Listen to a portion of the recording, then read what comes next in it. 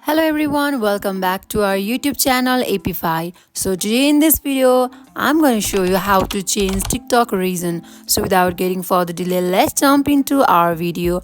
First of all, open up TikTok app. Make sure you have already downloaded TikTok app on your device.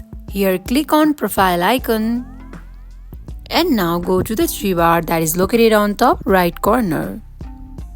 Now go to settings and privacy. Next tap on account.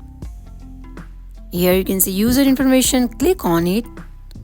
Now here you will be seeing phone number, email and account reason. Go to account reason. And here select your reason. Now it is Nepal. Now you are here to change your reason. So let's change it to New Zealand. So here you can see that you cannot update a reason because you need to follow some requirements. As you can know that if you want to change your reason, then you must stay there at least for 60 days.